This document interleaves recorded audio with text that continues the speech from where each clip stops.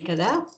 ఆ ప్రశ్నలకి పూర్వాపరాలు తెలుసుకుందాం అని ఒక ఆలోచనతో ఇలా దాని గురించి డిస్కస్ చేద్దామని అనుకున్నాం ఒకసారి. అంటే ఈ ప్రశ్నలు ఇచ్చేటప్పుడు మనం ఆన్సర్‌లు రాసేటప్పుడు ఏం చేస్తున్నామంటే కళ్ళతో ఇలా, ఇలా, ఇలా, ఇలా తిప్పేసి ఆ లెటర్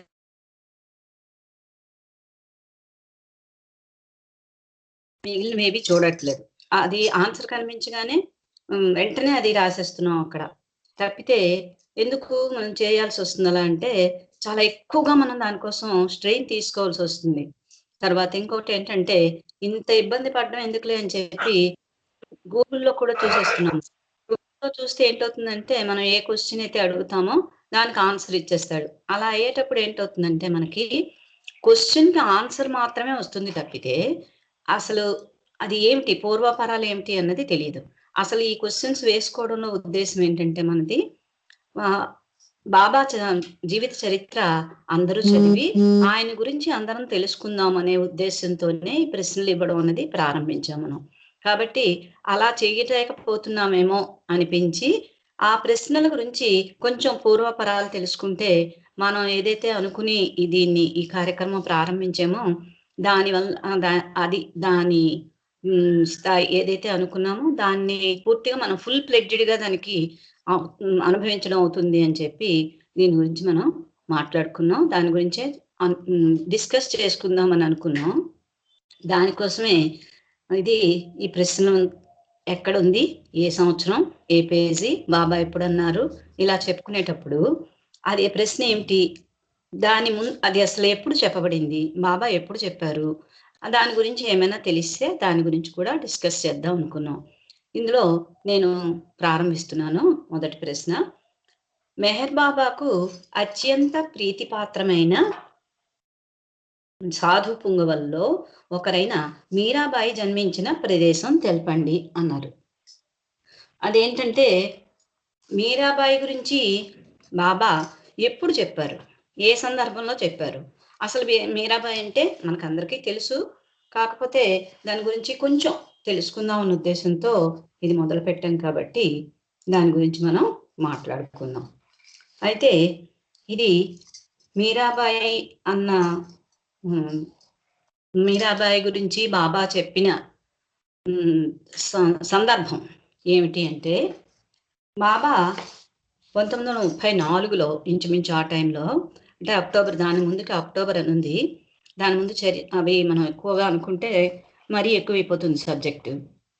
34 సంవత్సరంలో బాబా మెహరాబాద్‌లో ఉన్నప్పుడు ఏం చేసేవారట, వ్యక్తిగత సమావేశాలకు అవకాశం ఇచ్చేవారట. అనుమతి ఇచ్చేవారట. అంటే అంటే నాకిప్పుడు ఏదైనా సమస్య ఉందనుకోండి, నేను డైరెక్ట్‌గా బాబా దగ్గరికెళ్ళి నా సమస్యని బాబాకి చెప్పుకోవడం అనమాట.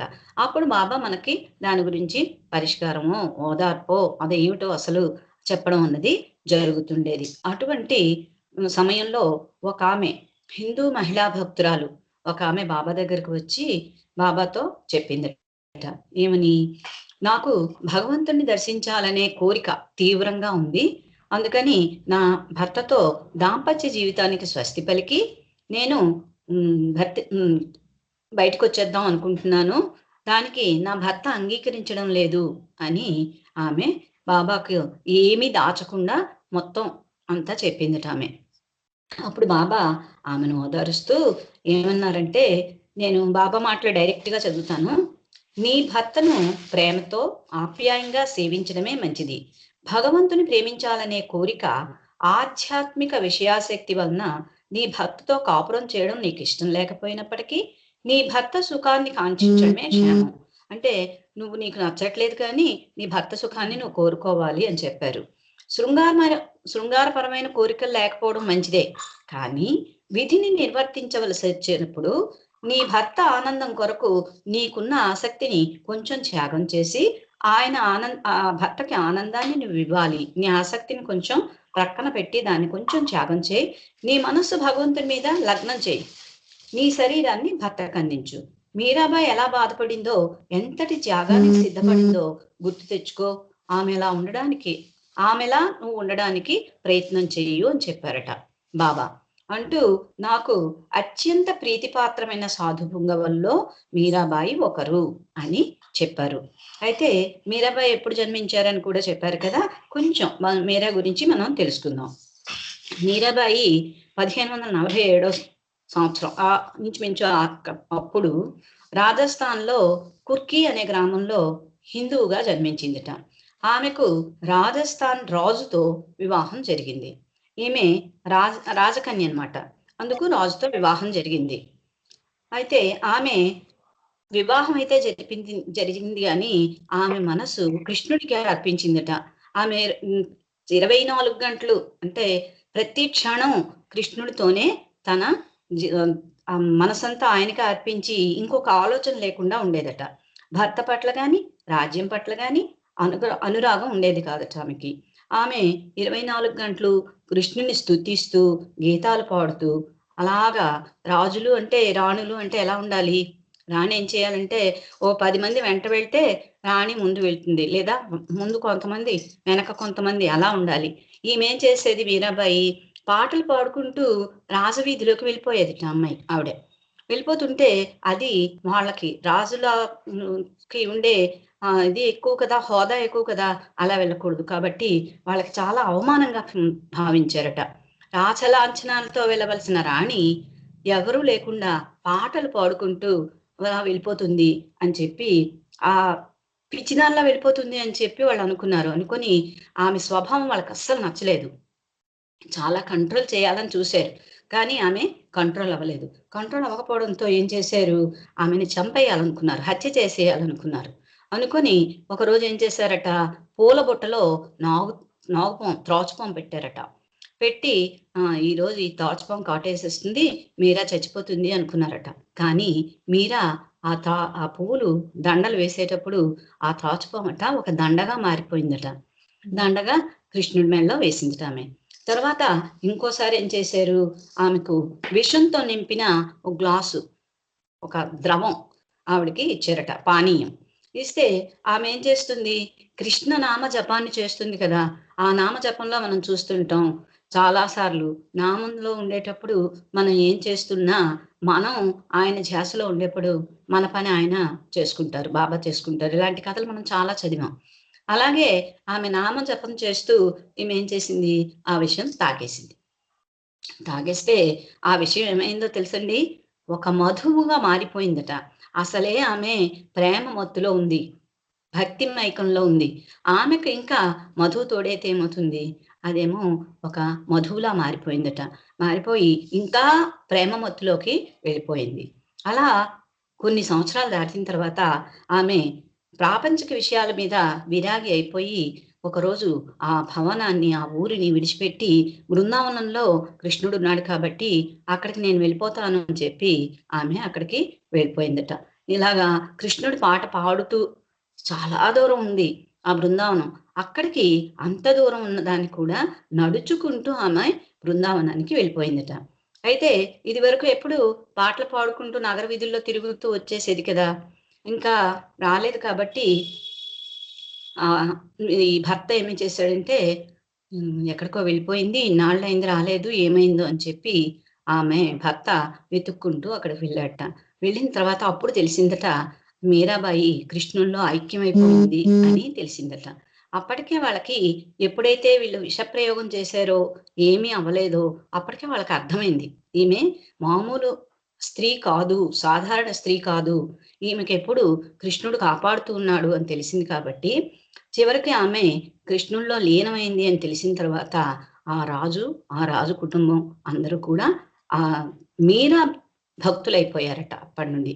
అది మీరా గురించి చాలా తక్కువగా. మీరా గురించి మనం తెలుసుకోవడానికి చాలా ఎక్కువుంది. తర్వాత రెండవ ప్రశ్న. మంచి మాటలు, మంచి తలపులు, మంచి పనులు అనే సూత్రాన్ని ఆధారపడి జీవితాన్ని గడిపిన అవతార పురుషుడెవరు? అంటే మనకందరికీ తెలుసు జొరాస్టరు. జొరాస్టరు మంచి మాటలు, మంచి చేతలు, మంచి ఆలోచనలతోని ఆహ్, జీవితాన్ని సాగించాడు కదా! అది కొంచెం ఆయన గురించి కూడా మనం కొంచెం తెలుసుకుందాం. అది కూడా బాబా దగ్గరికొచ్చిన వాళ్ళు ఒక్కొక్కరు వివాహం జరిగిందా? తర్వాత జొరాస్టర్‌కి వివాహం అయిందా? బుద్ధుడికి వివాహం అయిందా? మహమ్మద్‌కి వివాహం అయిందా? అని వివాహాల అంటే దాని గురించి బాబాకి ప్రశ్నలు వేస్తూ ఉండేటప్పుడు బాబా చెప్పిన జవాబులు ఇవన్నీ. అందులోని జొరాస్ట్ర కాలంలో మానవాళి అంతా సంశయాత్మకమైన సమానత్వ ధోరణి కరువైన రోజులు. ఎప్పుడు చూసినా అనుమానం. అంతేకాదు సమానత్వం అనేది లేదు. హెచ్చు తగ్గులు అనేవి ఎక్కువగా ఉండేవి. పర్షియా వాసులంతా పూర్తిగా భౌతికవాదులు కాదు. నిజమైన ఆధ్యాత్మిక జీవితానికి ఆకర్షితులు కాలేదు. పూర్తిగా వాళ్ళు భౌతికవాదులు కాదట, ఆధ్యాత్మికంగా కూడా ముందుకు రాలేదు, ఆకర్షితులు కాలేదట. మంచి గృహస్థులుగా ఉండమని, ఇతరుల భార్యలను కామించవద్దని, భగవంతుని పూజించమని జొరాస్టర్ బోధించాడు. అతడు మంచి మాటలు, మంచి తలపులు, మంచి పనులు అనే సూత్రంపై ఆధారపడే జీవితాన్ని గడిపాడు. ఆయన వివాహితుడు. ఈ ప్రశ్న కూడా ఉంది. ఆయన వివాహితుడా కాదా అన్నది. ఏ అవతారంలోనైనా అవతార పురుషుడు వచ్చేటప్పుడు అన్ని కాలాల్లోని ఆ కాలానికి అనుగుణంగా అప్పుడు ఏం చేస్తే బాగుంటుంది, అలా ఎలా చేస్తే ఆయన చేసే బోధనలు అందరూ వింటారు అని అనుకుంటారో, ఏ అవతార పురుషుడైనా ఆ అవతారానికి తగ్గట్టుగానే ఆయన కార్యక్రమాన్ని స్టార్ట్ చేయాలి, విశ్వ కార్యక్రమం చేయాలి. దానికి విరుద్ధంగా గనక చేసినట్లయితే ఎలా ఉంటుంది అన్నది బాబావే మనకు చెప్పారు. ఆ తర్వాత ప్రశ్నలో ఇవన్నీ వస్తాయి. 6 భార్యలను కలిగి ఉన్న అవతార పురుషుడు ఎవరు? ఇవన్నీ 5th వాల్యూమ్‌లోనేనండి ఉన్నాయి. ఫస్ట్ నేను చెప్పింది మీరా గురించి, తర్వాత మంచి మాటలు, మంచి తలపులు, తర్వాత 6 భార్యలు కలిగి ఉన్న అవతార పురుషుడు ఎవరు అది కూడా. అంతేకాదు అవతార పురుషుడు అలా 6 భార్యలు ఉండడానికి కారణం ఏంటి అని కూడా అడిగారు. అది కూడా అందులో ఉంది. 6 భార్యలున్న అవతార పురుషుడు మహమ్మదు అని మనకి చెప్పుకుందాం. మహమ్మద్ కాలంలో అరబ్బులు విషయకులు, భోగాసక్తులు. వారికి బహుభార్యత్వం తప్పు కాదు. ఆ సమయంలో మహమ్మద్ గనక జీసస్ వలె పెళ్లి చేసుకోకుండా బ్రహ్మచర్యాన్ని అవలంబించినట్లయితే, లేక సంపూర్ణ నిగ్రహంతో జితేంద్రునిగా వ్యవహరిస్తే, దాని వలన అతి భయంకరమైన ప్రతికూల సంఘటనలు ఎదురయ్యేవి. అంటే జీసస్ వివాహం చేసుకోలేదు అని మనం చెప్పుకోలేదు, ఇందులో చెప్పబడింది. అయితే జీసస్ లా ఉండిపోవడానికి ఇక్కడ పనికిరాదు. ఎందుకంటే అందరూ ఎక్కువ మంది భార్యలు ఉండేటటువంటి పరిస్థితి అది. కాబట్టి ఈయన భార్యలు లేకుండా ఉన్నాడు అనుకోండి, ఈయన చెప్పే బోధనలు ఎవరు వినరు. కాబట్టి ఈయన అటువంటి నిర్ణయం, అంటే వివాహం చేసుకోకూడదు అనే నిర్ణయాన్ని తీసుకోకుండా ఆయన కూడా అందరిలాగానే వివాహం చేసుకున్నట్ట.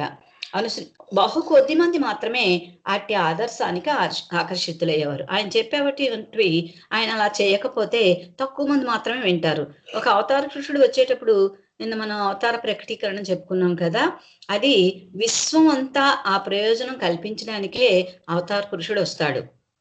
అలాంటప్పుడు ఏ కొద్ది మందో విన్నాడు అనుకోండి, అవతార పురుషుని రాక వ్యర్థమవుతుంది. కాబట్టి ఆయా కాలానుగుణాలకు అనుకూలంగా అవతార పురుషుడు వస్తాడు.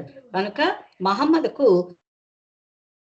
6 భార్యలు ఉండేవారు, కానీ వారితో అతనికి ఎట్టి లౌకిక సంబంధం ఉండేది కాదు అని చెప్పారు. కృష్ణుడు కూడా వేల కొద్ది గోపికలు ఉన్నారు, 16 మంది రాణులు ఉన్నారు కదా, మనందరం చెప్పుకుంటాం అది. కానీ భగవంతుడికి మనకి ఉన్న వ్యత్యాసం ఏంటంటే, భార్యలు అంటే వాళ్ళు ఈ విశ్వ కార్యక్రమంలో భాగస్వామ్యం కోసమే వాళ్ళు ఉంటారు తప్పితే వాళ్ళకి లౌకికంగా ఏ రకమైన సంబంధం ఉండదు. అయితే లార్డ్ మెహర్లో, అంటే ప్రభు చరిత్రలో 5వ భాగంలో 6 భార్యలను ఇచ్చాడు. అదే 11వ భాగంలో 7 భార్యలు అని చెప్పారు బాబా. అయితే మనకందరికీ అనుమానం రావచ్చు, ఇదేంటి బాబా ఒక దగ్గర ఇలాగా ఒక దగ్గర అలాగా చెప్పారు అని అనిపిస్తుంది కదా. అయితే మనం అలాగా డౌట్ ఏం ఎక్స్ప్రెస్ చేయక్కర్లేదు. దానికి వివరణ కూడా నేను కొందరు పెద్దలను అడిగి తెలుసుకున్నాను. ఇది కూడా చూడండి. మహమ్మద్ ప్రవక్తకు 7 భార్యలు ఉన్నారు. ఇది వాణి చేజర్ల గారు నాకు పిక్చర్ కూడా తీసి పెట్టారు. ఆవిడ 7 భార్యలను రాసి దాని మ్యాటర్ ఇందులో ప్రభు చరిత్రలో 11th వాల్యూమ్లో ఉంది. అది కూడా నాకు చెప్పి పెట్టారు ఆవిడ. నేను తర్వాత చూశాను. అయినప్పటికీ ఒక వ్యక్తి నలుగురు భార్యలను మాత్రమే మాడవచ్చనే నిబంధనను పెట్టాడు. అతనికి పిల్లలు కూడా ఉన్నారు. మరి నేను వివాహం చేసుకుని పిల్లల కంటే అది నా వ్యక్తిగత ప్రతిపత్తికి తగదని, అది నిజమైన ఆధ్యాత్మికత కాదని మన ముస్లిం ప్రజానీకం అంటారు. మహమ్మద్కి 7 భార్యలు పిల్లలు ఉన్నారన్న విషయాన్ని గురించి మనం వాళ్ళతో అన్నామంటే, నీవు అతని స్థాయికి అందుకోలేవు, అతడు చిట్ట చివరి ప్రవక్త అని సమాధానం ఇస్తారు. నన్ను నిజంగా ప్రేమించేవారెవరు అలాంటి విషయాల్ని పట్టించుకోరు అని బాబా మనకి చెప్పారు. అయితే అక్కడ 6 చెప్పారు, ఇక్కడ 7 చెప్పారు, ఏంటి అని అనిపిస్తుంది మనందరికీ. బాబా ఏంటి ఒక్కొక్క చోట ఒక్కొక్కలా చెప్పారు అంటే, అక్కడ పరిస్థితుల్లో అందరూ అవతార పురుషుల గురించి చెప్తూ అక్కడ 6 చెప్పారు. ఇక్కడ పరిస్థితి వచ్చేటప్పటికి 7 భార్యలు అని చెప్పారు. కానీ మహమ్మద్కు 13 మంది భార్యలట. మొదట 6 ఆయన వివాహం చేసుకున్నాడు. అందులో మొట్టమొదట వివాహం చేసుకున్న ఆమె అంటే భర్తని కోల్పోయింది. ఆమెకు పిల్లలు కూడా ఉన్నారట. తర్వాత ఈ 7 కృష్ణుడి దగ్గరికి ఎలాగైతే అందరూ ఆకర్షితులై వచ్చారో, ఈ 7 కూడా అలాగే ఆకర్షితులై వచ్చారు. కాబట్టి మహమ్మద్కి మనకి గూగుల్లో చూస్తే 13 మంది భార్యలు అని చెప్పి అందులో లిస్ట్ కూడా ఇచ్చాడు. ఏది అబద్ధం కాదండి, అన్నీ కరెక్టే. మొట్టమొదట ఆయన వివాహం చేసుకుంది 6, తరువాత ఈ 7 మహమ్మద్కి ఆకర్షితులై వచ్చిన వాళ్ళు టోటల్గా 13 మంది. కాబట్టి సంఖ్య గురించి వచ్చేటప్పుడు మనకి కాంట్రవర్షన్ వస్తుంటుంది. అయితే అది మనకు బాబా కరెక్ట్గా ప్రతి చోట ఏది చెప్పలేదు అన్నది లేదండి, ప్రతిదీ బాబా చెప్పారు. కాకపోతే ఒక్కొక్క సందర్భంలో ఒక్కొక్క పరిస్థితిలో ఆ పరిస్థితులకి అనుకూలంగా అక్కడ చెప్పేటప్పుడు ఖచ్చితంగా 6 చెప్పారు. ఇక్కడికి వచ్చేటప్పటికి 7 భార్యలు ఉన్నారు అని చెప్పారు. అదంతా చెప్పారు. చెప్పి నా మీద ప్రేమ ఉండే వాళ్ళకి వాళ్ళ గురించి మాట్లాడవలసిన అవసరం లేదని కూడా చెప్పేశారు కదా. అంటే మనం దాని గురించి ఎక్కువ డిస్కస్ చేయక్కర్లేదు. ఆ పరిస్థితుల్లో ఆయనకి అటువంటి పరిస్థితి ఉంది. ఆ కాలానుగుణంగా ఆ అవతార పురుషుడు అలా చేయాలి కాబట్టి చేశారు. కాబట్టి అక్కడ 6 అన్నది కరెక్టే, ఇక్కడ 7 అన్నది కరెక్టే. టోటల్గా 13 మంది. అది మహమ్మద్ గురించి భార్యలు. అతను ఎందుకు చేసుకున్నాడు అనే ప్రశ్నకు కూడా మనం జవాబు చెప్పుకున్నాం. తర్వాత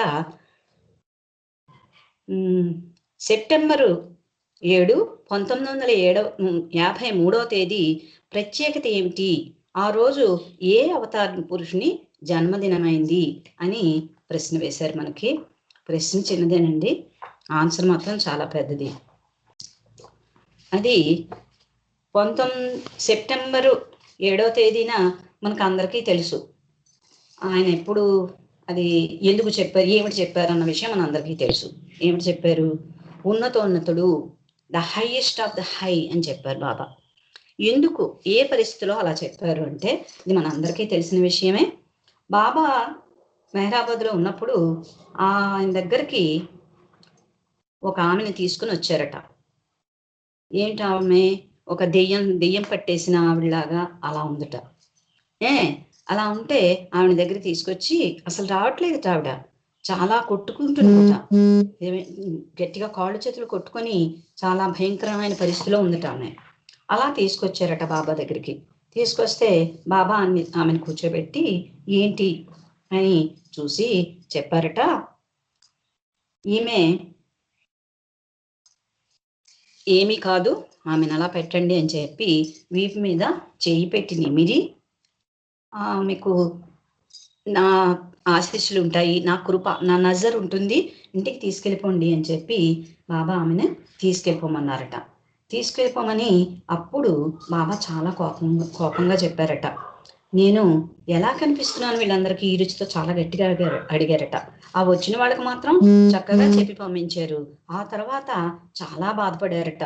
ఇలాంటి వాళ్ళని నా దగ్గర తీసుకొస్తున్నానంటే నేను దెయ్యాలని పోగొట్టే వాళ్ళ కనిపిస్తున్నాను వాళ్ళకి. అసలు నా దగ్గరికి ఎందుకు వచ్చారో తెలుసా? మీకు ఎవరికి తెలియదు. వాళ్ళు నేను ఆమెకు ఏమి ఇవ్వాలైతే అనుకుంటున్నానో అది ఆమె అక్కర్లేకుండా చేసుకునే పరిస్థితిని కోరుకోవడం కోసం వచ్చారు అని చెప్పారు. బాబా చెప్పారు కదండి, మనకు బాధలు ఇచ్చేటప్పుడు ఆ బాధ ఒక మంచి కోసమే అని మనం చాలాసార్లు ఎగ్జాంపుల్స్ కూడా చెప్పుకున్నాం. ఒక చిన్న పిల్లడు వెళ్ళిపోతూ ఉంటే గట్టిగా తల్లి పట్టుకుంటే లాక్కుని బయటికి వెళ్ళిపోయి పడిపోతే ప్రమాదం జరుగుతుంది కదా! ప్రమాదం జరుగుతుంది అన్న ఉద్దేశంతో ఆ తల్లి ఆ పిల్లవాడిని పట్టుకుంటుంది. అది చాలా కష్టంగా అనిపిస్తుంది ఆ టైంలో. ఏంటి నన్ను తల్లి బంధిస్తుందని. బాబా కూడా అలాగే చేస్తారు. మనకేదైతే చెడు జరగబోతుందో దాన్ని కాకుండా ఆ పరిస్థితిలో మనకి కష్టాన్నిచ్చి దాని నుంచి బయటికి రావడానికి మనకేం చేస్తారంటే ఆ కష్టం అనుభవించి అప్పుడు మనం బయటికి ఆ బాధ నుండి బయటకొస్తే మంచి జరుగుతుంది. బాబా అలాగే చెప్పారు. వాళ్ళేమి ఆశించి నా వద్దకొచ్చారో తెలుసా? వాళ్ళ ప్రయోజనం కోసం నేను దేనినైతే ప్రసాదించానో దాన్నే వాళ్ళు వదిలించుకోవాలని వచ్చారు అని చెప్పారు బాబా. ఏదైతే ప్రయోజనం ఉంటుంది అని నేను ఆ కష్టం ఇచ్చానో అది మాకక్కర్లేదు అన్నట్టుగా వచ్చారు సుమా అని బాబా చెప్పారు. చెప్పి అదే రోజు బాబా ఉన్నతోన్నతుడు అని చెప్పారు. ఆ రోజు బాబా జొరాస్టరు జన్మదినం అని కూడా చెప్పారు. అయితే ఉన్నతోన్నతుడు అని చెప్పారు కదా! ఆ ఉన్నతోన్నతుడు అని చెప్పేటప్పుడు బాబా చాలా విషయాలు చెప్పారు మనకి. 1957 సృష్టిలోని ప్రతి జీవికి అది ఎవరైనా కానివ్వండి, అతనికి ఎవరిని వాళ్ళు తెలియజేసుకోవలసిన పరిస్థితి వస్తుందట. భగవంతుడు మానవునిగా భూపై ఆవిష్కరించి తన దివ్యత్వాన్ని మానవజాతికి బహిర్గత పరిచేటప్పుడు అతన్ని అవతారుడిగా, మెస్సేయగా, ప్రవక్తగా గుర్తించడం జరుగుతుంది. ఆ విధంగా భగవంతుడు మానవుడవుతాడు. ఆ తర్వాత బాబా అన్నారు, నేను మహాత్ముడిని కాను, మహాపురుషుణ్ణి కాను, సాధువు కాదు, లేదా మహర్షిని కాను, అలాగే యోగి వలీని కూడా కాను. సంపదలను ఆశించి లేదా ఉన్న ఆస్తుపాస్తులను కాపాడుకోవాలని, ఈతి బాధల నుండి ఉపశమనాన్ని పొందాలని, ప్రాపంచిక కోరికల పరితృప్తికై నన్ను ఆశ్రయించే వారికి నేను మరొకసారి ప్రకటిస్తున్నాను, నేను సాధువు, మహర్షి, మహాత్ముడు, మహాపురుషులు లేదా యోగిని కాను. ఇట్టి వరాలు నా నుండి పొందాలనుకుంటే వారికి నిరాశ కలగక మానదు అని బాబా చెప్తున్నారు. మహాప్రస్థానంలోని అసలు సిసలైన సాధువులు, మహర్షులు, యోగులు మరియు ఇతరులు ఉండే మధ్యమ స్థాయిలోని వారిలో ఒకనిగా మాత్రం నన్ను చేర్చడానికి వీలు లేదని చాలా ఖచ్చితంగా చెప్పారు. నన్ను ఒక యోగి అనో, మహర్షి అనో, ఉన్నతుడనో ఇంకొకలాగో నన్ను అనుకోకండి. నేను ఉన్నతోన్నతున్నే అయితే నా ఇచ్ఛయే శాసనం అవుతుంది. అట్టి శాసనాన్ని నా వాంఛితమే నడిపిస్తుంది. నా ప్రేమయే విశ్వాన్ని సంరక్షిస్తుంది. మీరు బాహ్యంగా ఎదుర్కొనే విపత్కర పరిస్థితులు, తాత్కాలికమైన ఈతి బాధలు ఇవన్నీ కూడా అంతిమంగా మీ మేలును ఆశించి మీ యందు నాకు గల ప్రేమ నుండి జనించినవే. బాబా మళ్ళీ మళ్ళీ అదే చెప్తున్నారు. మీకు ఏది వచ్చినా అది నా ప్రేమ నుండే మీకు ఇస్తున్నాను తప్ప ఇంకొకటి కాదు అని. మీ కష్టాల నుండి మీకు విముక్త కలిగించాలని నన్ను కోరుకోవడం, ప్రాపంచిక సంబంధమైన మీ కోరికలను నేను తీర్చాలని ఆశించడం అన్నది అసాధ్యాన్ని సుసాధ్యం చేయమని కోరినట్టే.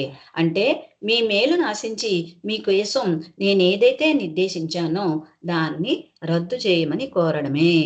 బాబా చెప్తున్నారు చూసారా, మన్ని ఏమీ అడగొద్దు అంటున్నారు. మనకు ఈతి బాధలు వచ్చినా, ప్రాపంచిక సుఖాలు కావాలన్నా, ఇంకేం మంచి జరగాలన్నా, ఇంకా చెప్పారు. మీకే కాదు, మీ చుట్టుపక్కల వాళ్ళకి మంచి కలగాలని, మీ ఇంట్లో వాళ్ళకి ఈతి బాధలు పోవాలని, ఇటువంటివి కూడా మీరు నన్ను అడక్కండి. అలా అడిగితే ఏంటంటే దాని అర్థం ఏదైతే మేలు ఆశించి నిర్దేశించారో బాబా, దాని నుండి మనం దాన్ని రద్దు చేయండి అని బాబాని మనం అడుగుతున్నామట. మనకి ఏది అడగాలో తెలియదండి భగవంతుడికి. మనం ఏం కావాలని కోరుకుంటున్నామో మనకు తెలియదు. కాబట్టి మనం ఏది చేసినా, మనకి ఏది జరిగినా ఆయన చేస్తున్నాడని గాని అనుకుంటే, సంపూర్ణ విశ్వాసంతో గనుక మనం అనుకున్నట్లయితే అది చిట్ట చివరికి మంచే జరుగుతుంది. మనకి ఆధ్యాత్మికంగా ఒక ఉన్నతి జరిగి మనం ఆధ్యాత్మిక స్థాయిలో కొంచెం ముందుకు వెళ్ళడానికి ఉపయోగపడుతుంది. మీరంతా తెలుసుకోవాల్సిన విషయం ఏమంటే, నేనే గనక ఉన్నతోన్నతుడినే అయితే నా పాత్ర యొక్క ధర్మాన్ని అనుసరించి నేను మీలో నుండి మీ కోరికలను, వస్తు సంపదను పూర్తిగా తొలగించి వేయాలి. అలాగే మీ కోరికలు తీర్చే బదులు వాటిని సమూలంగా హరింపజేసి మిమ్మల్ని వాంఛారహితునిగా తీర్చిదిద్దాలి. సాధువులు, మహర్షులు, యోగులు, వలీలు మీరు కోరుకున్నవన్నీ ఇవ్వగలరు. నేను మీ కోరికలనే హరించి మిమ్ములను మమకారాల నుండి, అజ్ఞాన బంధనాల నుండి విముక్తులను చేస్తాను. నేను మీ నుండి స్వీకరించేవాడినే కానీ మీరు ఏది కోరితే దాన్ని ఎలా కోరితే అలా ఇచ్చేవాడిని కాదు అని ఉన్నతోన్నతుడు అని చెప్పేటప్పుడు కొన్ని విషయాలు మాత్రమే, ఇంకా చాలా చెప్పారు బాబా. ఇంకా మనం చెప్పుకుంటే ఒక ఒక విషయం గురించి చాలా ఎక్కువసేపు డిస్కస్ చేయడం అవుతుంది కాబట్టి ఇది నేను తగ్గిస్తున్నాను. తర్వాత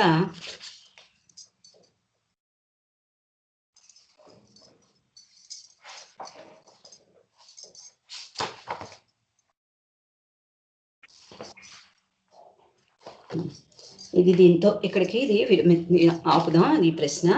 ఆ తర్వాత ఇంకొకటి, మెహర్ బాబాను ఉద్దేశించి నీవు ఆదిశక్తివి, నీవు సద్గురు అవతార పురుషుడవు అని సద్గురు ఎవరు అని మనకు ప్రశ్న ఇచ్చారు.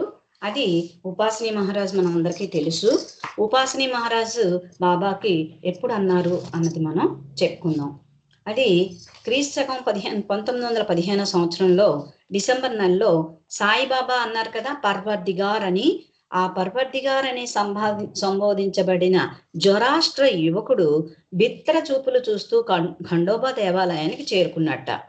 అప్పుడు ఖండోబా దేవాలయంలో ఉపాసనీ మహారాజ్ ఎలా ఉన్నారు, విశ్వ కార్యక్రమం ఏదో చేసి ఆయన తర్వాత దిగంబరంగా ఉన్నట్ట. ఆయన ఉండి ఒక చెట్టు కింద మెట్ల మీద కూర్చుని ఉన్నాడట. దేవాలయం వెలుపల మెట్ల మీద కూర్చుని ఉన్నట్ట ఆయన. ఈయన అలా కూర్చుని ఉన్నప్పుడు ఈ యువకుడు జొరాస్టర్ అంటే ఇక్కడ నుండి వచ్చిన జొరాస్ట్రియను చేతులు జోడించి అతని దగ్గరికి వెళ్ళాట. ఆ యువకుని కళ్ళలోకి తీక్షణంగా చూశారట ఉపాసనీ మహారాజ్. చూసి ఒక చిన్న గులకరాయిని ఇచ్చి చాలా గట్టిగా కొట్టారట. కొట్టిన తర్వాత అది ఎంతగా గట్టిగా తగిలిందంటే అక్కడ కన్నం పడి రక్తం చిమ్మిందట. అంటే రక్తం వచ్చినంత గట్టిగా ఆయన కొట్టారట. అయితే ఉపాసని మీద ఆ యువకుడికి కోపం రాలేదట. అలాగా రక్తం వచ్చినప్పటికీ కూడా ఆ రక్తం వస్తున్న జొరాష్ట్ర యువకుడు, రక్తం వచ్చినట్టు కొట్టేటటువంటి ఉపాసనీ మహారాజ్ కూడా ఇద్దరి మొహంలోని ఒక చిరునవ్వు, విజయ దరహాసం ప్రకాశిస్తూ ఉంది అన్నారు. విజయం జరిగింది, విజయం అయింది అన్నట్టుగా. అంటే ఏదైతే అనుకున్నామో ఆ పని సాధించాం అన్నట్టుగా ఉంటుంది కదండి. అటువంటి చూపు వాళ్ళలో కనిపించిందట. ఉపాసనీ మహారాజు విసిరిన తర్వాత, గులకరాయి విసిరిన తర్వాత నుదుటి మీద గాయపడ్డ ఆ యువకుడు, అప్పుడు పేరు చెప్పలేదు ఎవరో, 7 ఏళ్ల పాటు సాకోరికి వచ్చి వెళ్తూనే ఉండేవాట. ఉపాసని శిష్యులు ఆ యువకుడు వచ్చినప్పుడు బాబా వచ్చి చాలా ఎక్కువ విలపిస్తూ ఉండేవారట, చాలా రోధిస్తూ ఉండేవారట. అది చూసినప్పుడు వీళ్ళందరూ అనుకునేవారట, చేసిన తప్పుకు పశ్చాత్తాపడుతున్నాడు ఆ యువకుడు అనుకున్నారట. ఆ యువకుని గురించి వీళ్ళు ఇలా అనుకుంటే ఆయన గురించి 6 నెలల పాటు ఆ యువకుడు సాకోరిలో ఉండిపోయాడట. 6 నెలల తర్వాత ఒక రోజు ఉపాసని ఈయన బయలుదేరి వెళ్ళిపోతున్నప్పుడు, ఈ యువకుడు వెళ్ళిపోతున్నప్పుడు ఉపాసని అతనికి ప్రణమిల్లి ఇలా ప్రకటించాడట. అంటే దండం పెట్టి, నీవు ఆదిశక్తివి, నీవు సృష్టికి మూలాధారమైన శక్తి స్వరూపానివి అని చెప్పారట. చెప్పిన తర్వాత 1922 సంవత్సరంలో యువకుడు ఉపాసని దర్శనార్థమై మరో 2 సార్లు వచ్చాడు సాకోరి. ఆ సమయంలో అతను మళ్ళీ 6 నెలలు ఉన్నాడట. ఆ తర్వాత ఎప్పుడు 20 సంవత్సరాల వరకు మళ్ళీ రాలేదట. ఆ తర్వాత అక్కడ ఉన్నవారిని ఉద్దేశించి ఉపాసని అన్నట్ట, నేను ఆ యువకుని గురించి మీకు ఎవరికీ చెప్పలేదు కదా. ఆ యథార్థానికి ఆ యువకుడు ఎవరో కాదు, మీకు తెలుసా? ఎవరో మీకు తెలుసా? ఆయన అవతారుడు అని చెప్పారట. చివరిలో మళ్ళీ ఉపాసని మహారాజు బాబాని కలిసినప్పుడు దహిగాంలో, అంటే ఆయన మళ్ళీ అహ్మద్ నగర్ గాని మెహరాబాద్ గాని రాలేదు, మధ్యలో కలిశారు వాళ్ళు దహిగాం అనే ప్లేస్ లో. అక్కడ 1941 అక్టోబర్ 17వ తేదీన కలిశారు. ఏకాంతంగా ఒక గుడిసెలో కలిశారట. వారిద్దరి మధ్య ఏం జరిగిందో ఎవరికి తెలియదు. కానీ ఉపాసని మరోసారి యువకుడిని ఆదిశక్తి అని సంబోధించి ప్రపంచం నుండి నిష్క్రమించడానికి అనుమతి కోరాడు.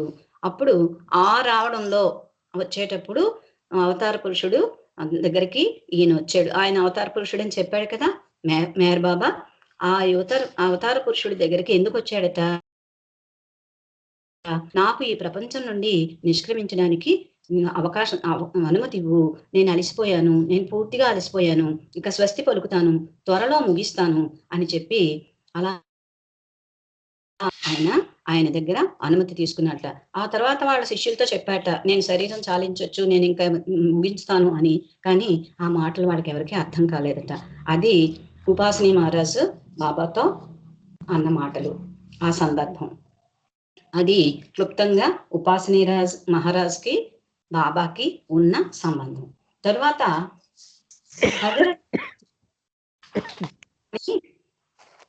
వాణి వాణి చెప్పండి అక్క. నేను ఎంతసేపు చెప్పొచ్చు చెప్పలేదు నువ్వు?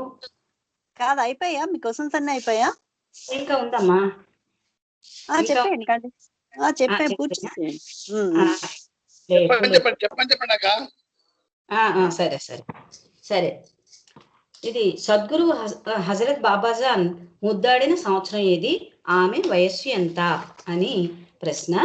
అది ఆమె వయస్సు అంటే ముద్దాడిన సంవత్సరం ఇక్కడ ఇచ్చారు మనకి.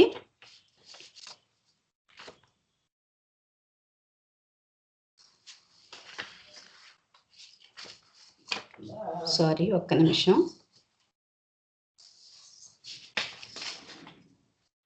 బాబాజాన్ సుమారు 26 సంవత్సరాలు పూనా నగర వీధిలో జీవించింది.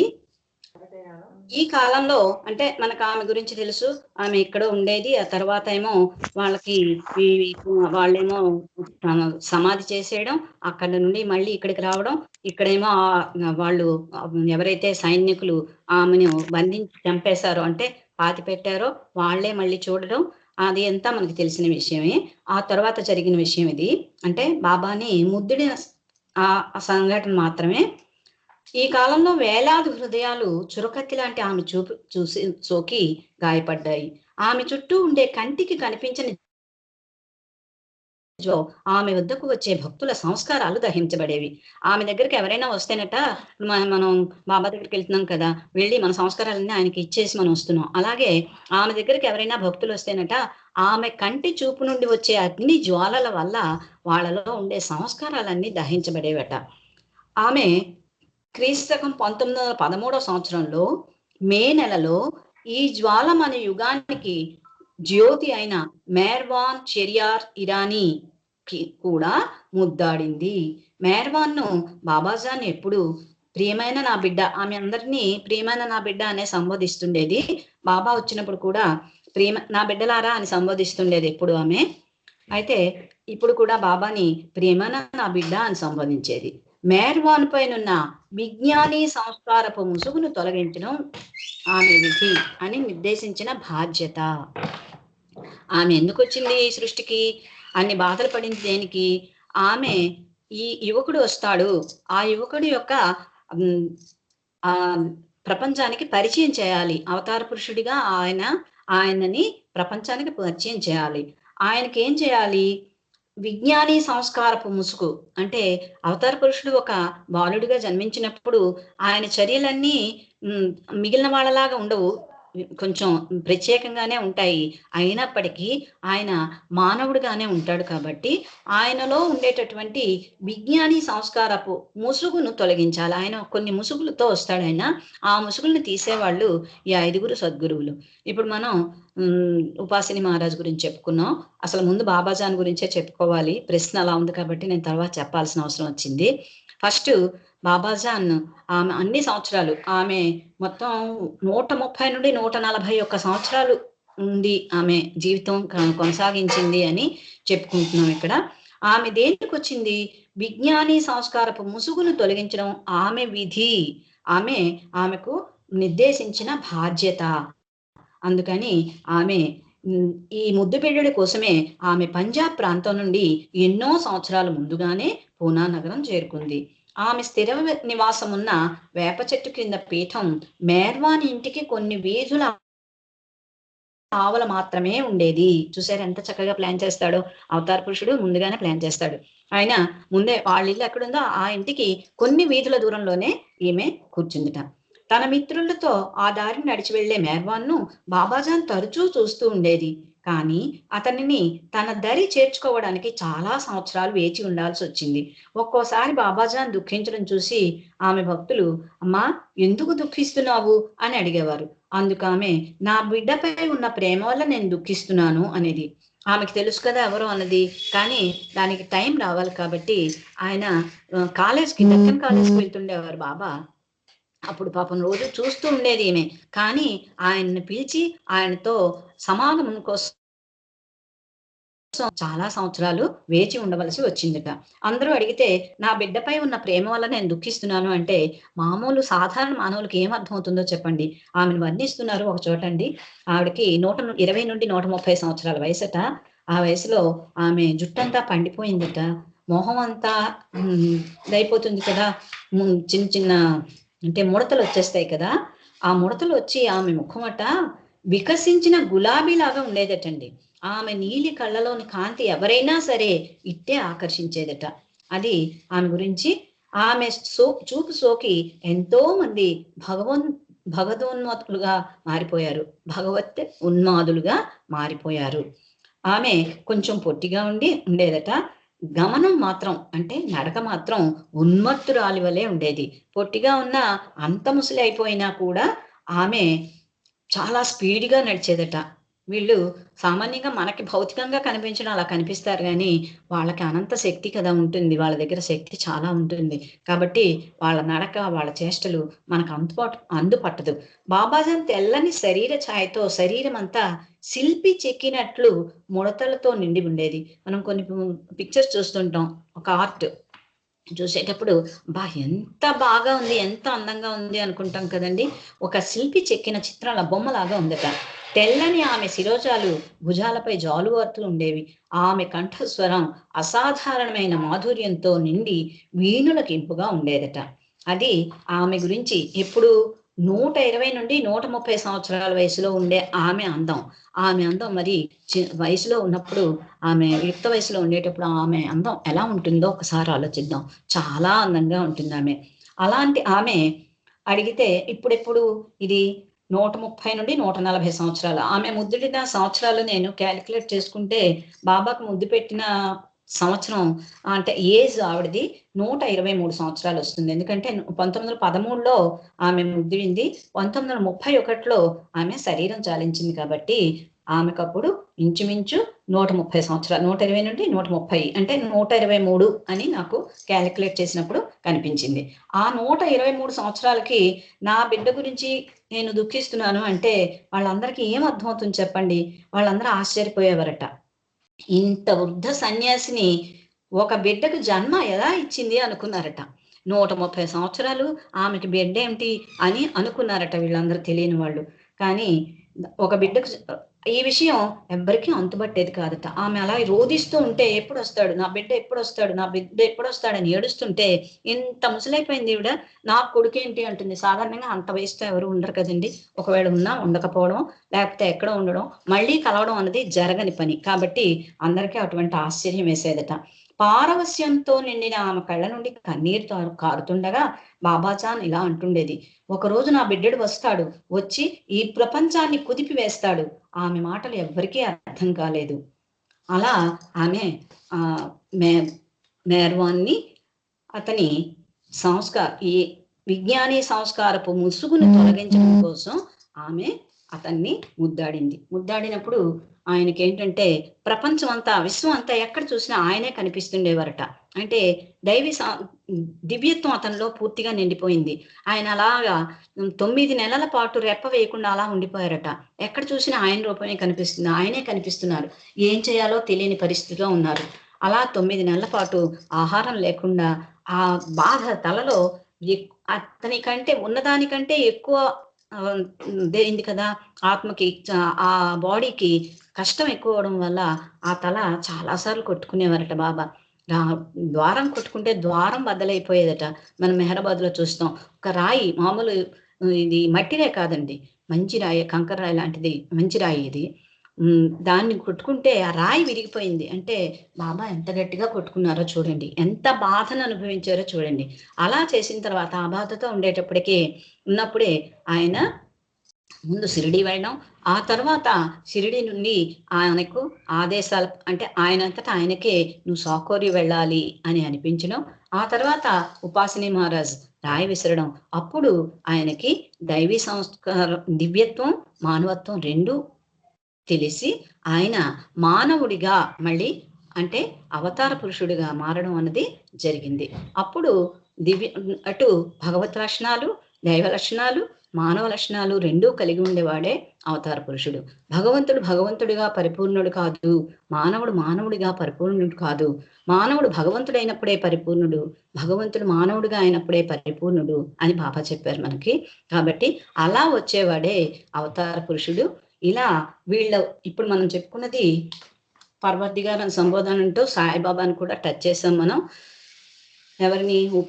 బాబాజాన్, షిరిడి సాయిబాబా, ఉపాసిని మహారాజ్, ముగ్గురిని టచ్ చేసాం. వీళ్ళు ముగ్గురు కాకుండా ఇంకా ఇద్దరు ఉన్నారు, వాళ్ళ గురించి మనం తర్వాత చెప్పుకుందాం. 5గురు సద్గురువులు అవతార పురుషుల్ని భూమి మీదకి తీసుకొచ్చి భూమికి పరిచయం చేస్తారు. వాళ్ళే వీళ్ళందరూ. తర్వాత ఇంకొకటి ఏంటంటే, బాగా ఇక్కడ ప్రశ్న ఏంటంటే, కాన్పు సమయంలో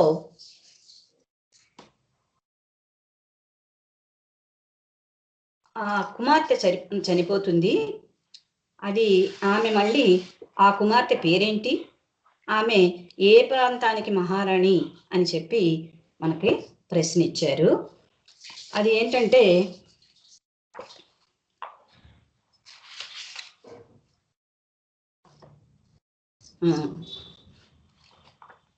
ఒక్క నిమిషం అండి.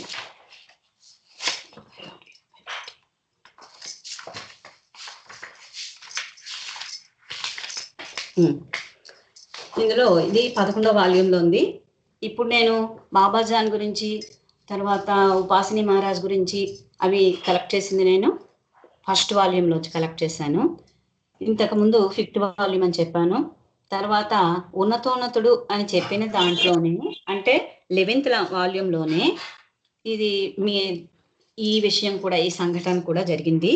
అది 11th వాల్యూమ్లోనే ఉంది. అదేంటంటే, ఒక మహారాణి, షాహన్పూర్ మహారాణికి చెందిన మందిరం రాస్పూర్ రోడ్లో బాబా ఉన్న 101 బంగ్లా సమీపంలో ఉంది. ఆ మహారాణి పేరు మోహిని. ఆమె భర్త చరణ్ సింగ్ తో కలిసి నివాసం ఉంటూ ఉండేది. ఆమె కుమార్తెల్లో పుష్పతాలత, ఇక్కడ అలాగే ఇచ్చాడండి, పుష్పతాలత అనే ఆమెను గ్వాలియర్ మహారాజ్కి ఇచ్చి వివాహం చేశారట. ఆ యువతి ఆ కన్నవారింటికి వచ్చింది. ఆమె దేనికి? ప్రసవం కోసం వచ్చింది. వస్తే అక్కడ ప్రసవ సమయంలోనే ఆమె ప్రాణాలను పోగొట్టుకుంది. ఆ ప్రసవంలో వచ్చిన కష్టం వల్ల, ఏదో దేని వలనో, అది డివైన్ ప్లాన్. అలాగే ఆమె మరణించింది. అయితే తల్లి దగ్గరకు వచ్చిన బిడ్డ చచ్చిపోతుంది, అంటే చనిపోతే దాన్ని తట్టుకునే శక్తి ఎవరికి ఉండదు. అయితే వాళ్ళ అత్తవారు ఏం చేశారంటే, నువ్వే చంపేశావు అని చెప్పి చాలా ఎక్కువ నిందలు వేసేవారట. తల్లికి బిడ్డ పట్ల చాలా అనురాగం, అభిమానం, ఆప్యాయత, ప్రేమ అన్నీ ఉంటాయి కదండి. ఆమె బిడ్డను పోగొట్టుకుందన్న బాధలోనే ఉండే తల్లికి ఇంకా సూటిపోటి మాటలతో ఇంకా చాలా బాధ పెట్టారట. ఆమెకు పిచ్చిదానిలా అయిపోయిందట. ఆమె ఆ బాధ నుండి ఎలా తేరుకోవాలో తెలియలేదట. ఆమె పిచ్చిదైపోతే బాగా బాధపడి ఆమెకు ఒకసారి బాబా గురించి తెలిసిందట. తెలిస్తే ఆమె అక్కడకు, మెహర్ బాబా దగ్గరకు ఒకరోజు సాయంత్రం తన భర్తతో కలిసి బాబా ఉన్న బంగ్లాకు వచ్చిందట. బాబాతో పాటు బంగ్లా వరండాలో ఈడ్చి కూర్చున్నాడట. అక్కడ బాబా దగ్గర ఒక ఈడ్చి మాత్రమే ఉన్నట్ట. అప్పుడు మోహినిని చూసి బాబా అడిగారట, ఏం కావాలి అని అడిగారట. బాబా, నేను చాలా బాధల్లో ఉండి నీ దగ్గరకు వచ్చాను, మీతో ఒక విన్నపం చేయాలని వచ్చాను అని చెప్పిందట. ఏమిటది? నా నుండి నీకేం కావాలి అని బాబా అడిగారట. ఆమె కన్నీళ్లు పెలుగుతుండగా, నేను నా కుమార్తె లేకుండా జీవించలేను, నా కుమార్తె నాకు తిరిగి కావాలి, ఆమెను సజీవురాలిగా మీరు నాకు తిరిగి ప్రసాదించాలని వేడుకుందట. అంటే పోయిన అమ్మాయిని సజీవంగా కావాలి అని కోరుకుందట. ఆ కన్నీటి కథంతా చెప్పిందట. చెప్తే బాబా ఏమో, ఎందుకలా ఏడుస్తున్నావు, నీ కూతుర్ని తిరిగి నీ వద్దకు వస్తుంది అని బాబా ఆమెను ఓదార్చారట. ఎటువంటి బాధతో ఆయన దగ్గరకు వెళ్ళినా ఏం చెప్పేవారంటే, బాబా నీకేం పర్వాలేదు, అది జరుగుతుంది అని చెప్పేవారట. అయితే ఆమె మోహిని చాలా ఆశ్చర్యంగా అడిగిందట, బాబా నా కూతురే వస్తుందా, అదే రూపంతో వస్తుందా అని అడిగిందట. అడిగితే అవును నీ కూతురే వస్తుంది అని బాబా మాట ఇచ్చారట. కానీ నా కూతురి భౌతిక దేహాన్ని ఖననం చేసేశారు కదా, నా కూతురి ఇప్పుడు లేదు కదా, నువ్వు నాకు అదే రూపంలో నా అమ్మాయి నాకు ఎలా తెచ్చివ్వగలవు అని అడిగిందట. మళ్ళీ అడిగితే బాబా ఒక చిరునవ్వు నవ్వారట. ఆయన డివైన్ ప్లేన్ ఏంటో ఆయనకు ఉంటుంది కదా. ఈమె వేసిన అమాయక ప్రశ్నలకు ఆ బాబా ఒక చిరునవ్వు నవ్వి, ఆ మందహాసం, ఆ నవ్వు ఎప్పుడైతే బాబా ఆమెను చూసి నవ్వారో ఆ నవ్వుతోనే ఆమె బాధ చాలా వరకు తీరిందట. చాలా బాధంతా పోగొట్టుకుందట. నేను పరమాత్మను, నాకు సాధ్యం కానిది ఏదీ లేదు, ఈ విశ్వాన్ని సృష్టించిన వాడిని నేను, అలాంటి నేను నీ బిడ్డను సజీవురాలుగా ఇవ్వలేనా అని అడిగిందట. అని చెప్పారట బాబా. ఈ సృష్టి అంతా నేనే సృష్టించాను కదా, ఒక్క నీ బిడ్డను నేను ఇవ్వలేనా, ఇవ్వగలను అని చెప్పారట. నీకేం పర్వాలేదు, నీకు ఇస్తాను అని భరోసా ఇచ్చారట. ఈ మాటలు వినగానే ఇస్తారో ఎవరో, మనం చూడండి ఏదైనా అవసరం వచ్చేటప్పుడు ఎవరితోన్నా మాట్లాడేటప్పుడు వాళ్ళు మనకి ఏదైనా భరోసా ఇచ్చారనుకోండి, చిన్నపిల్లలైనా నేను చేస్తాను టీచర్, మీకు మందు తెస్తాను టీచర్ అంటుంటారు. వాళ్ళు తెచ్చారో తేకపోయారో అది వేరే విషయం, కానీ ఆ చెప్పేటప్పుడు వాళ్ళు తెస్తాను అన్నమాట మనకి చాలా హాయిగా ఆనందంగా అనిపిస్తుంది. అలాగే బాబా అన్న మాటలు ఆమె గుండె భారాన్ని తగ్గించాయట. ఆమెలో నిరాశ ఆశగా రూపుదిద్దుకుందట. అప్పటి వరకు నిరాశగా రాదు అనుకున్న ఆమె ఇప్పుడు నిజంగానే నా కూతురు వస్తుంది అని మళ్ళీ అడిగిందట. నిజంగా నా కుమార్తెనే తిరిగిస్తారా బాబా అని అడిగిందట. బాబా మళ్ళీ చిరునవ్వుతో భరోసా ఇస్తూ, సరిగ్గా నేను చెప్పేది అదే, అప్పుడు కలతమాని ఇక ఓర్పు వహించు, నీ బిడ్డ నీ వద్దకు తిరిగి వస్తుంది. నీవు చేయవలసిందల్లా నన్ను స్మరిస్తూ నన్ను ప్రేమించడమే. నీ శక్తి మేరకు నన్ను గుర్తుంచుకుంటూ ప్రతిరోజు నన్ను ఇంకా ఇంకా అధికంగా ప్రేమించు. మరి అలా చేస్తావా అని అడిగారు. నువ్వేం చేయక్కర్లేదమ్మా, నువ్వు చాలా హాయిగా ఉండు, నీ దగ్గరకు వస్తుంది. కాకపోతే నువ్వేం చేయాలంటే నిరంతరం నా గురించి ఆలోచిస్తుండాలి, నన్నే ఎక్కువగా ప్రేమించాలి. అన్నిటికంటే ఎక్కువగా ముందే వేసారండి, ఎక్కడ వేశారు బ్రేక్, నువ్వు అన్నిటికంటే అధికంగా నన్ను ప్రేమించాలి అని చెప్పారట. మహారాణి అలాగే చేస్తాను అంటూ దానికి ఒప్పుకుంది. చాలా కాలం తర్వాత చాలా హాయిగా అయిపోయింది ఆమెకు. అక్కడి నుండి మళ్ళీ ఇద్దరు వెళ్ళిపోయారు. ఆ మాటలు అక్కడ వింటున్నారు కదా ఈరిచ్కి ఆ మాటలని చాలా ఆశ్చర్యం వేసిందట. ఇదేంటి బాబా ఇలా చెప్తున్నారు, నిజంగా ఆమె కుమార్తెని ఆమెకు ఇవ్వగలరా, మళ్ళీ తిరిగి ఇవ్వడం అవుతుందా అని ఈరిచ్ బాబా అడిగారట. ఆమెకు కుమార్తె తిరిగి వస్తుందని మీరు ఆమెకు వాగ్దానం చేశారు కదా, మరి ఆ బిడ్డ తిరిగి రాకపోతే ఏమవుతుంది అని అడిగారట ఈరిచ్. ఆయన ఏంటి ప్లాన్ చేస్తారో, ఆయన వక్కేంటో మనకెవరికి అర్థపట్టదు. ఈరిచ్కి అర్థం కాలేదట. మనం ఏ పాటు చెప్పండి, ఆయనకు అర్థం కాకుండా నువ్వు అలా తెచ్చి ఇవ్వకపోతే పరిస్థితి ఏంటవుతుంది అని అడిగారట. ఈరిచ్ ప్రశ్నకు సమాధానం ఇస్తూ, ప్రతి రోగానికి నా దగ్గర మందుంది, నా చికిత్సా విధానానికి తిరుగులేదు. ఆమె ఒక వ్యాధిగ్రస్తురాలు కదా, దానికి నేను మందు ఇస్తాను. నా మాటలకు ఆమె ఆనందించింది. ఇప్పటిక ఆమె పరిస్థితి మరింత దిగజారకుండా నువ్వే చూస్తావు, అంతేగాక మానసిక స్థితి కూడా మెరుగవుతుంది అని బాబా చెప్పారట. కొన్ని రోజుల తర్వాత రాణి మోహిని బాబా ఉంటున్న గదిని స్వయంగా తానే ఊడ్చి శుభ్రపరచాలన్న కోరికను బాబాకు తెలియజేసింది. ఆమె మహారాణి అండి. మహారాణి అంటే ఏ స్థాయిలో ఉంటుంది, కానీ ఆమె ఏం కోరుకుందట, ఏం చేసిందట, మీ రూమ్ నేను శుభ్రం చేస్తాను బాబా అందట. ఆమె రూమ్ కాదండి, ఆవిడ నడవడమే చాలా పరుపుల మీద వాటి మీద ఉంటారు కదా, కానీ బాబా రూము శుభ్రం చేస్తానని అడిగిందట. అయితే అలాగే చేయమన్నారట బాబా. బాబా అలాగే అంటే బాబా ఆ రూము ఆమె శుభ్రం చేసిందట. ఆ బాబా ఉపయోగించే వస్తువు ఒకటి కావాలని అడిగిందట. అడిగితే బాబా ఏమో తన సాద్ర ఒకటి ఇచ్చారట.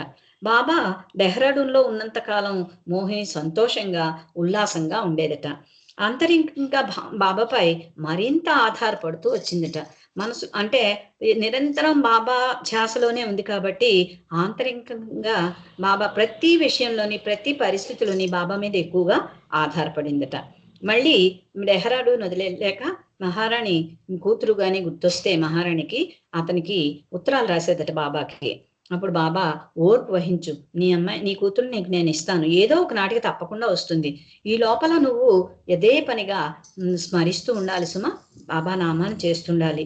నీకు ఎప్పుడైనా ఒకరోజు ఆమె కనిపిస్తుంది, కలలో నీ కుమార్తె నీకు కనిపిస్తుంది. కనిపిస్తే అప్పుడు నీ దగ్గరకు వచ్చే సూచనే అది అని బాబా చెప్తారు. ఆ తర్వాత 1954లో ఏర్పాటైన దర్శన కార్యక్రమానికి మహారాణి మోహిని వస్తుంది, అహ్మద్ నగర్ వస్తుంది. చనిపోయిన తన కుమార్తె గురించి అడుగుదామని వచ్చిన ఆమె ఆ విషయం అడగడం మర్చిపోతుంది ఆ సందర్భంలో. తర్వాత ఇంకా కొన్నాళ్ళు గడిచాయి. ఆ దంపతులు ఇద్దరు మళ్ళీ గురుప్రసాద్ వచ్చారట.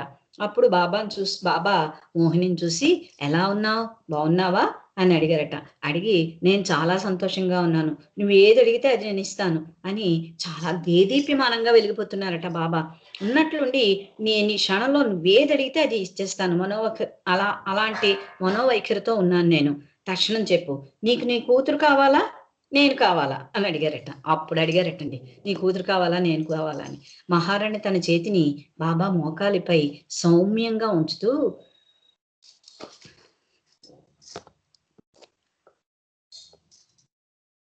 నాకు మీరే కావాలి బాబా అని వదిలిచ్చిందట. అంటే ఆమె బాబా ప్రేమలో ఎంత మునిగిపోయిందో చూడండి. అప్పటి వరకు తనకు కావాలి, నా బిడ్డ నాకు కావాలి అన్న వ్యక్తి, నాకు నా బిడ్డ అక్కర్లేదు బాబా, నువ్వే కావాలి అని చాలా సౌమ్యంగా టచ్ చేసిందట పాదాలు. అంటే ఆయన్ని ఎంత ఉన్నతంగా చూసిందో చూడండి. చూసి అప్పుడు మోహిని, ఇప్పుడు నీ బిడ్డను నీవు తిరిగి పొందావు, నీ బిడ్డతో సహా ఈ యావత్ ప్రపంచం నాలో ఉంది అని బాబా చెప్పారు. మోహిని తన కుమార్తెని పూర్తిగా మర్చిపోయి బాబా తిరిగి ఆమె కుమార్తెను ప్రసాదించారు. బిడ్డను ఆమెకు ప్రసాదించినట్టే కదా. బిడ్డ మరణం కారణంగానే మోహిని బాబా సాన్నిధ్యాన్ని చేరుకుంది. ఇంతేకాదు, ఈ ఆమె భర్త కూడా బాబాని దృఢంగా విశ్వసించట. అంతేకాదు, వాళ్ళ బంధువులందరూ కూడా బాబాకి విశ్వసించారట. అంటే ఆ మోహిని కుమార్తె పుష్పలత మరణం ఇంతమందిని బాబా దగ్గరికి చేర్పించింది. కాబట్టి అది ఒక డివైన్ ప్లాన్. అంతమందిని ఆయన దగ్గరికి రాబట్టుకోవడం కోసం ఎన్ని రకాలైనటువంటి చర్యలు చేస్తాడో చూడండి, ఎన్ని రకాల ప్రణాళికలు వేస్తాడో చూడండి. ఆ ప్రణాళికల వెనుక ఉండే విషయం ఏంటో మనకెవరికి తెలియదు. ఇంతమంది ఆమెకు బాబాకు శిష్యులయ్యారట. మహారాణి మోహిని అక్క బులందర్ షార్, ఆమె కుటుంబ సభ్యులు బాబా పరిధిలోకి వచ్చారు. పుష్పలత అంటే మహారాణి మోహిని మరణం కారణం, మహారాణి కుమార్తె మోహిని పుష్పలత మరణం కారణంగా ఆమె బంధువర్గంలో సుమారు 50 మంది వరకు బాబా పదసన్నిధి యొక్క మహాభాగ్యాన్ని పొందారు. ఆ విధంగా మెహర్ ప్రభుని ప్రేమ పరిధిలో ఆ యువతి తిరిగి సజీవురాలైంది. ఓకే, ఇప్పటికి అంటే ఇంకొక ఆఖరి ప్రశ్న ఉంది, కానీ అది లాస్ట్ వీక్ సుందరి గారు చెప్పేశారు. అదేంటంటే బాబా ఎక్కడి నుండి బయలుదేరారు, ఎక్కడికి వెళ్ళారు అన్నది. కాబట్టి అది నేను చెప్పట్లేదు. దీంతో నేను తీసుకునే ప్రశ్నలకి సమాధానాలు పూర్తయ్యాయి. జై బాబా, జై బాబా, జై బాబా అక్క. అక్క జై బాబా. అంటే